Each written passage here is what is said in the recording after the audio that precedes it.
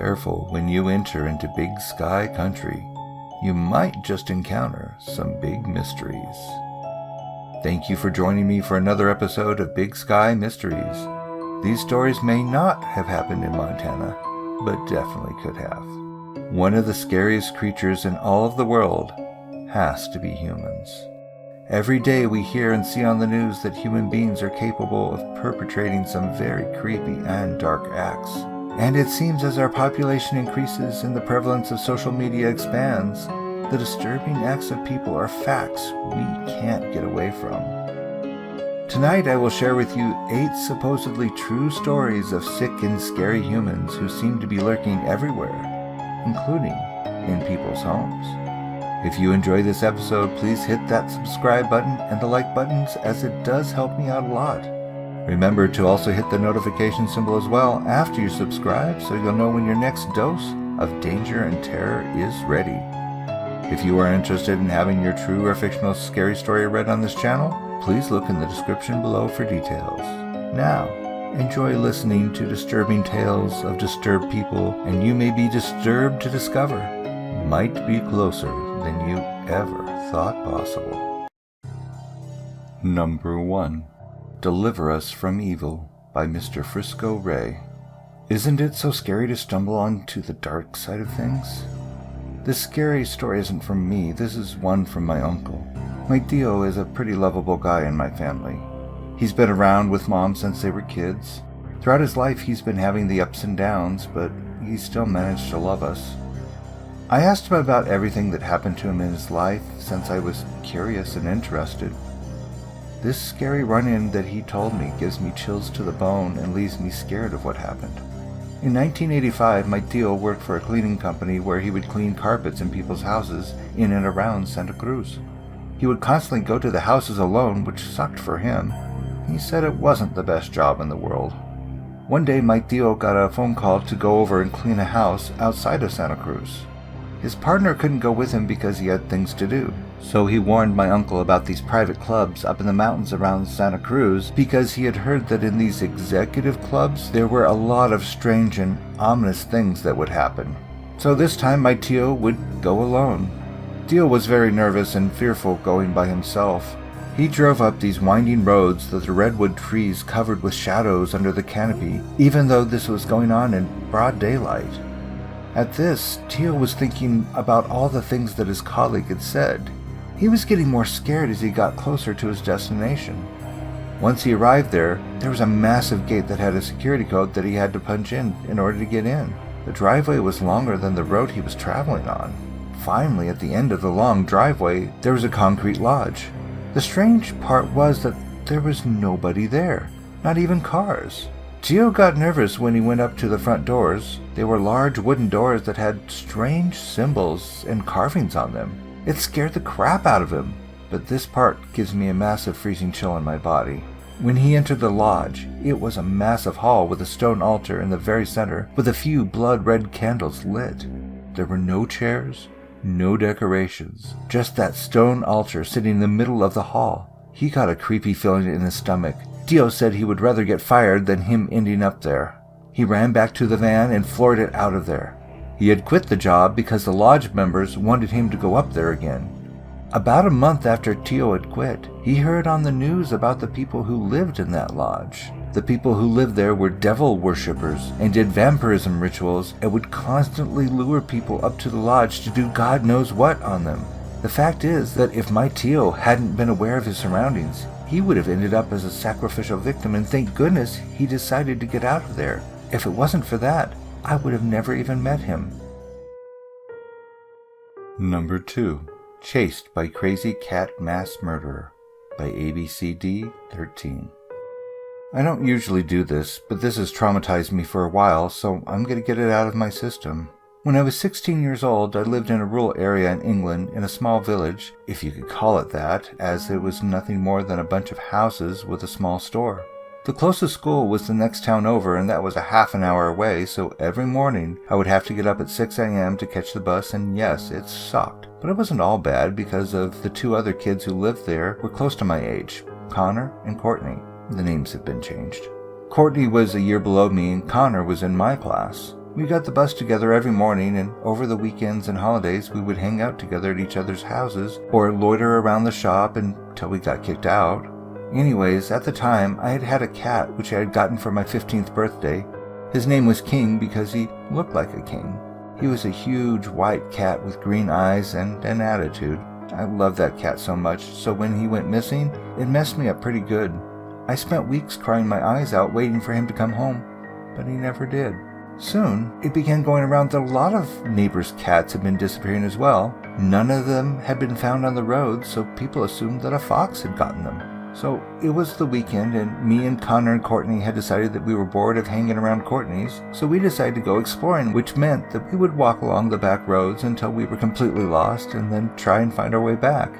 It was stupid, but fun. Anyways, we were going up a back road we had never been up before when we came across a pathway leading off the road. It was unkempt and looked like nobody had used it for years. We went down the path excited to see where it led, and we were even more excited when we found an old run-down house at the end of it.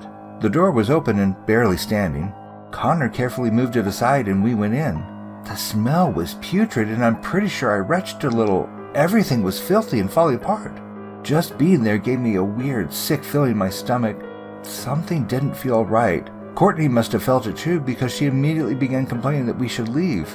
I would have left if I hadn't been trying to impress Connor, who at the time I had a huge crush on, so instead of agreeing with her, Connor and I just called her a wuss and teased her until she'd agreed to come with us through the rest of the house. We went through what looked to be the living room. It was covered in dirt and piles of trash. The smell got worse as we made it to the bottom of the stairs. Courtney made it clear that she didn't want to go up there, but when we told her to wait here for us, then she made it even clearer that she didn't want to do that either. So we all went up together, Courtney clinging to my arm and me clinging to Connor, who went up first. At the top of the stairs there was a corridor with about 3 rooms. It was just as filthy as downstairs, and the smell was 10 times worse. We piled into the first room we came to, pushing Connor in first, only for him to freeze. I looked over his shoulder and nearly puked. The room was full of decomposing bodies of what looked to be cats, all piled against the wall.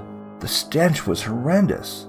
I heard Connor whisper, "Oh crap," under his breath, and I guess Courtney, who was outside the room, heard too because she loudly began asking what it was. But before I could tell her to shut up, from the corner of the room came something flying through the air. It hit Connor straight in the chest and fell to the floor. It was a decaying cat corpse, and it was followed by a deranged scream of, "Get out!" And from out of the same corner stumbled a filthy old man. He began to stagger toward us. We immediately got the hell out of there, and I don't remember much about it other than me and Courtney screaming our heads off and me tripping over one of the door frames on our way out. We ran until we couldn't run anymore.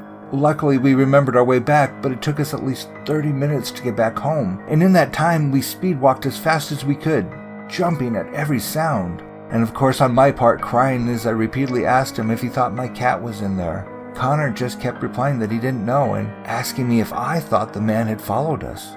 We finally made it back and ran to the closest house which one of us lived in, which was Courtney's. We hurriedly explained what happened, and Courtney's mom called my mother, Connor's mother, and then the police, who came by a couple hours later and took statements. Connor told me that they came back a few days later and said that the cats were there, but there was no sign of the man. When I was visiting my mother earlier this month, my boyfriend and I went to check out the house, but it had been knocked down. I have no idea what the man was doing there that day, or if he had killed all the cats. But I have a feeling that my cat was somewhere within these corpses, and it still makes me sick to this day. There's some messed up people out there. Number 3. Man in My House, Don't Come Back, by EmilyMcNeil. Okay, so first I'll start this off with this is true, and yes, I don't care if it is used. I would love it. Anyway, I'll start by saying that I'm a very paranoid person, and the fact that I'm alone home all day, I do online classes at home, definitely doesn't help. So I started online school this year, and I'm not gonna lie, it's pretty boring, but I don't mind at all, really. But as a small child, I have always been afraid of my house. I think it was built in the 50s, so it's rather new, but really broken down. Our whole basement is the size of our house, and that's where it all starts. I have always had the fear of our basement, and it wasn't just that instinctual fear everyone has. I knew it was much more than that. Our basement has no door, just a long, echoing stairway that you walk down. My mom sleeps down there in her room, and the laundry room's there, etc. It's all down there. So it's not like I'm a complete baby about it. But when I walk up the stairs, I see shadows darting across, and sometimes when laying in my mom's bed, I hear footsteps coming from the nearby rooms. Just starting this year, my hall light outside my room has begun to go off. Even though we have checked its fuse and changed the bulbs, nothing is wrong with it. None of this had been happening before April 2nd, the day after my birthday, when a friend and I played the Ouija board. Now, I did everything properly, did and said all the right things. Mind you, I had been researching how to do it for over the past 2 years, but it worked and not many problems came too close after that, except for August of 2016, when it all went further downhill. Our garage door that leads to our yard is in our kitchen, and I tend to hear it open a lot, and it really messes me up. But lately, I kept hearing it open so many times that I have been locking it during the day and before I go to bed, and nobody, not even me or my family, have a key to it. This door is extremely loud and creaky, so you know when it's opening. I have 2 Great Danes, and we usually sit in my living room while I work, and you can't see the kitchen or anything from the angle of the room, and I began keeping a taser with me at all times. But before that, and after I started locking the back door, I would hear the door pop open, and then I would proceed to hear footsteps through the house. Frozen in fear, not knowing what to do at that point, I locked my door and just sat there. I know, stupid, but I always hear the footsteps stop, hear the door close and my yard door open and close as if somebody was leaving. One specific time it was around noon or so, and I remember thinking my dad was home because what I had been hearing. I yelled, "Hi, Dad," as my dogs went absolutely nuts barking. And then I heard running and the door slam as if somebody had realized I was there and ran out. Now, a few weeks ago, it was a Friday, and my dad, unknown to me, had come home for lunch about 1 o'clock and came in shouting at me that he had just caught a man running out of the backyard when he pulled up. I remember when he said that, I froze and just shut down. There had been somebody in my house all those times. Number 4. The Man in the Hood by TrueScaryAuthor. So my grandparents had been wanting to do something when they retired, and my grandpa had always liked the mountains.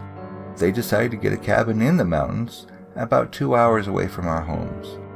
One weekend, they had invited my parents, me, and my brother to stay up there with them. We agreed and went up there following days later. Upon arrival, I was bored, and so was my brother.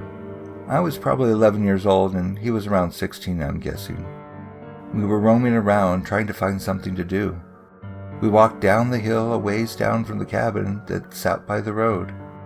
When we reached the bottom of the hill, which was basically just a forest and logs, we found a long rope hanging from a giant tree. My brother and I turned this rope into a swing, and soon everybody was enjoying it.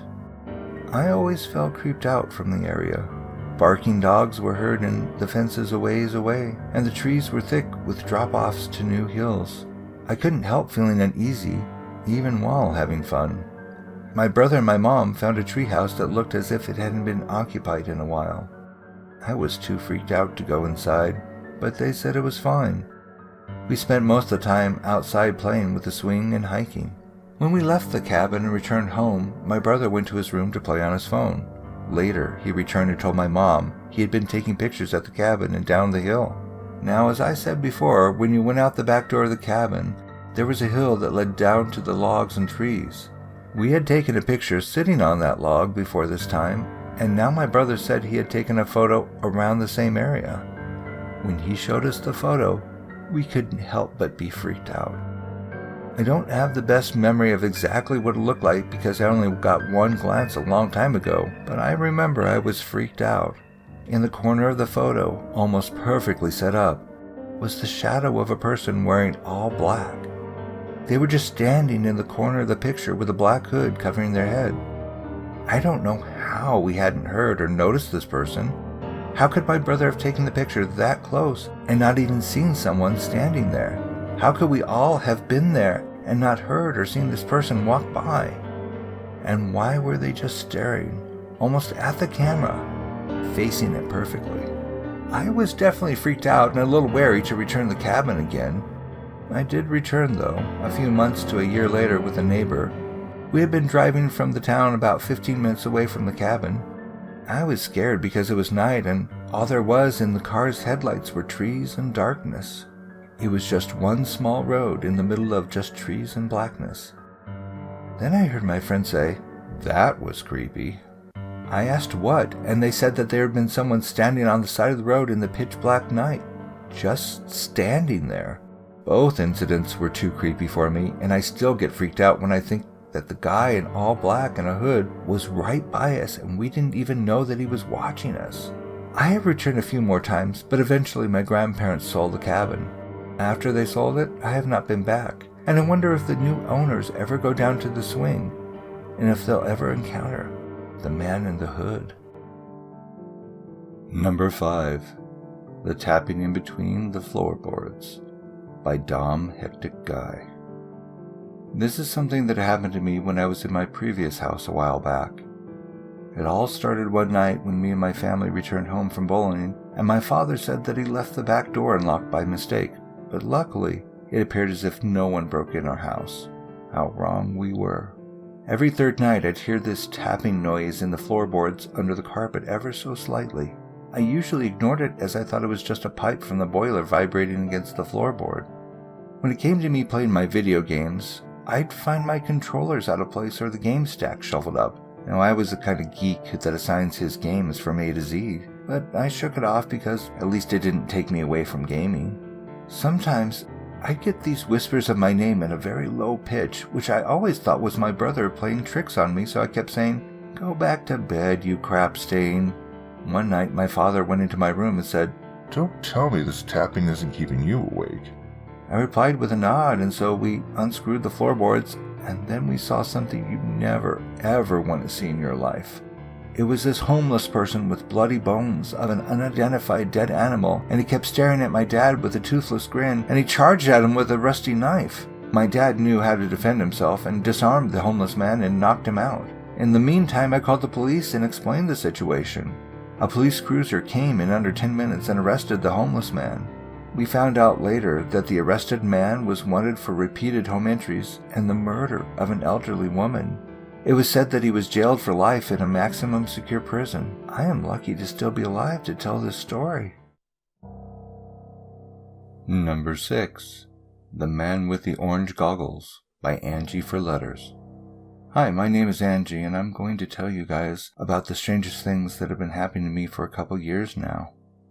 I live in a small city, so nothing ever really happens around here.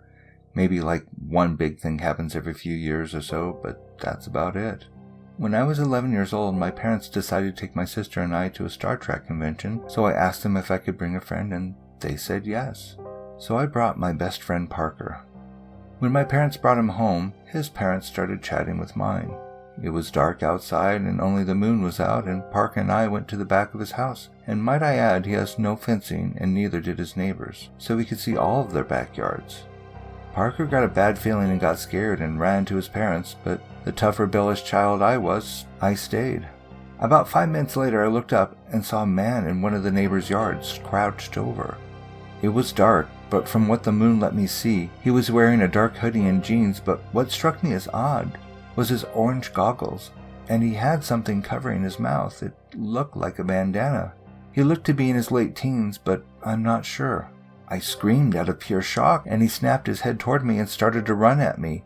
I turned around screaming and running towards Parker and both of our families and told them everything, but they blew it off as my imagination. Parker went back with me, and the man was gone. Later that night, I was in my kitchen drinking some water and spinning in my chair when all of a sudden I hear tapping at the kitchen window. It was a slow tapping like someone was trying to scare me. I looked at the window and took off running to my parents' room and stayed there until they made me go to bed in my room, which at the time I shared with my sister, who was 2 years younger than me. It was around midnight and I just couldn't sleep. My bed is right next to the window of the room, so I decided to look out the window, and the moment I did, I saw a man across the street with his hood, casting a shadow over his face so I couldn't see it, and I stared for a good minute. When I looked away for a split second, he disappeared. I was so creeped out, and I decided ice cream would make me feel better, so I went into the kitchen and started eating some ice cream. I started hearing tapping at the window again, and I thought I was just hearing things. Fast forward 2 years, and I have my own room by now, and nothing has happened since. Everything was normal, nothing weird happened, when all of a sudden, every night, I hear loud tapping at my window. I look and see if anyone is there. Nothing. This goes on for 3 months, and I'm working on homework, and I look out my window and I see the same man with orange goggles looking at me. I calmly walked into the kitchen and asked my mom to help me with my homework and tried to forget what I saw. My mom starts helping me with my homework when I get a strange feeling. So I look out the window and I see the man again, but he runs off after he noticed I saw him. To this day, I have not said anything to my family because they would call me possessed or crazy, but I still see the man with the orange goggles around, and it terrifies me. I'm having a hard time sleeping now, so I'm going to seek help soon. Hopefully, he just leaves me alone. Number 7. The High School Nightmare by sarahthestar. It all started in high school. A few weeks in, I made a few friends and was keen on making more, so I tried to talk to everyone that I could. I was still somewhat new to the school, and one day I got lost, so I met this guy who would eventually become my stalker. He showed me around. We made conversation, and at first I thought he would be nice to have as a friend. A week passed, and I had made few friends at this point. I wanted to hang out with him as much as I could. I felt a little bad because my other friend was a bit of a loner, so I invited him to come hang out with us. He didn't talk much at first, but then he started talking more, mostly to me, asking advice on life. I was happy to help, until he started asking me to pat his head like a dog and make him wear a leash. A bit weird, you might say. I passed it off as a joke and I humored him, something I shouldn't have done, as he started calling me master or mistress. I asked him not to do that. I told him that I wasn't comfortable with this behavior, but it was apparently too late to fix things. It happened day after day. He started skipping his classes to walk into and get kicked out of mine. He followed me all day, and if I had to go to the restroom, guess who followed me inside? I asked him to stop many times. He wouldn't, so I got the school involved. Well, I tried. They had no proof of stalking. I found that kind of strange since many teachers have kicked him out of my classes, but nevertheless, nothing happened. Except him getting more, let's say, protective. I asked one of my guy friends to help me out with some homework one night. My stalker overheard this from around the corner and didn't like who I asked for help. He fought every male I talked to. Some would find this flattering, but I found it annoying. I tried to tell him not to worry, that we were just friends, but his exact wording was, "They don't deserve you. They are worthless compared to my master." I tried to get him to stop. I yelled at him. I do feel bad because it was quite harsh, but it was the only way to get through his thick head. I thought I was finally free from that cycle. He finally stopped following me. Until one day, I found this letter in my locker. In this letter, my stalker gave his disgust for males and his hate for himself, that he must be evil for his master to treat him this way, that he must be punished, that I must be taught not to shun pets. It was a few pages long and it was very disturbing. In fact, it was the most terrifying thing I've ever read, especially when I get done reading it and I looked up and saw him staring at me from down the hall. He came up to me and opened his phone and started showing me pictures of, well, a cartoon character who had similar appearance to me, with the same brown eyes and brown curly hair. Then he gave me a leash for him and asked me to walk him around. At that point, I ran away up to the office, letter in hand. The principal, after 5 visits, finally had the proof he needed and agreed to step in. The cops got involved, and soon after that, a restraining order was put in place.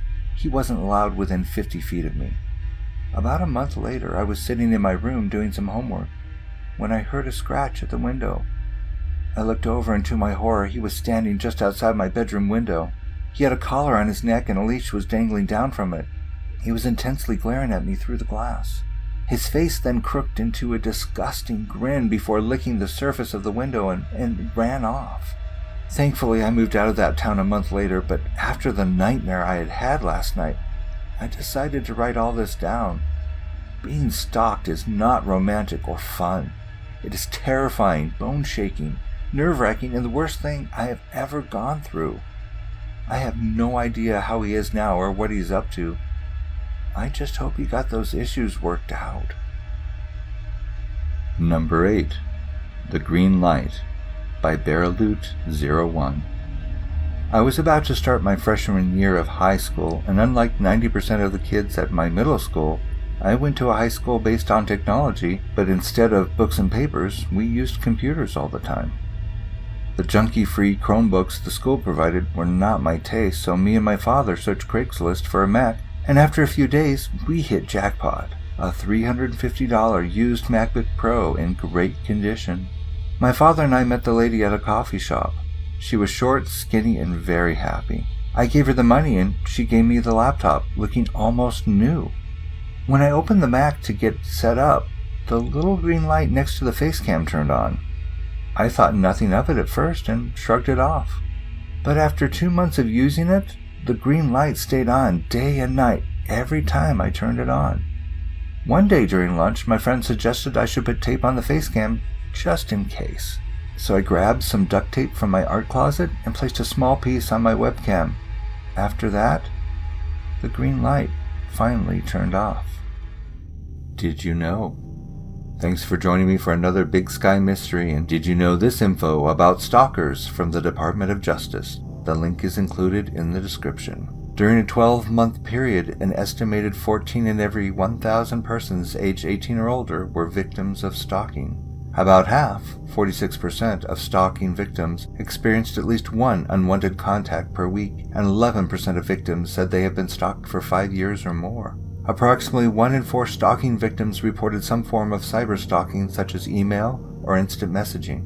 46% of stalking victims felt fear of not knowing what would happen next. Nearly 3 in 4 stalking victims knew their offender in some capacity, and more than half of stalking victims lost 5 or more days from work. As you can see, humans can be very scary indeed. Again, thank you for joining me. Please hit the thumbs up and subscribe if you haven't already, and hit the notification button to know when the latest horror is delivered. Want to hear your true or fictional horror story narrated on this channel? See the description below. Take care of yourself and those you care about. Good night.